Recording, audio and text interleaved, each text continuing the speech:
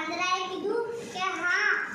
પછી મગર જાંબુડા લઈને એની પત્ની પાસે ગયો.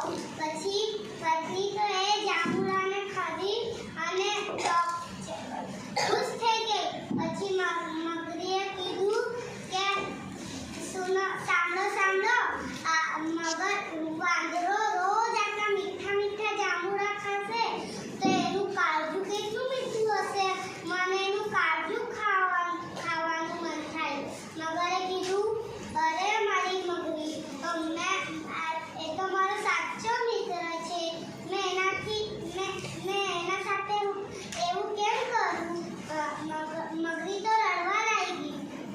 મગરે કીધું કે મેં એને કાલે લઈ આવા તો એનું કાળજું ખાઈ લેજે.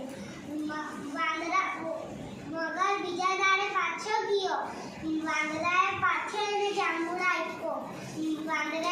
મગરે કીધું કે તમુને મળીને ને મગરીએ જમવા માટે બોલાવવું છે. તો વાંદરો તો ખુશ થઈ ગયો. વાંદરાએ કીધું કે હા મેં ચોક્કસ આવશું. પણ વાંદરો કહે કે મને તો તરતા નથી આવડતું. મગર કહે તમે મારી પીઠ પર બેસી જાઓ. વાંદરા તો ખુશ થઈ ગયો. વાંદરાએ કીધું કે તમારી પત્નીએ જમવા માટે હું બનાવ્યું છે.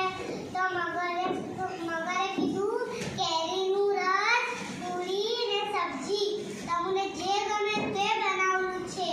તો વાંદરો તો ખુશ થઈ ગયો. પણ મગરથી ભૂલથી એમ બોલાઈ ગયું કે મારી પત્નીએ તમને જમવા માટે નથી બોલાવું, હું તમારું કાળજું ખાવા માટે બોલાવું છે. વાંદરો તો આવાજ સાંભળી ચોક મારી ગયો.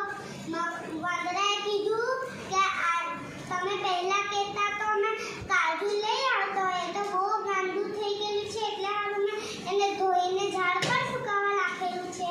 તો વાંદરાએ કીધું ચાલો આપણે પાછા જઈએ. તો મગર કીધું કે ચાલો. પછી મગર પાછો નદી કિનારે ગયો. પછી વાંદરો કૂદકી મારીને નદી કિનારે આવી ગયો. વાંદરો કહે કે જા મેં તો તને સાચો મિત્ર માનેલો, પણ તું તો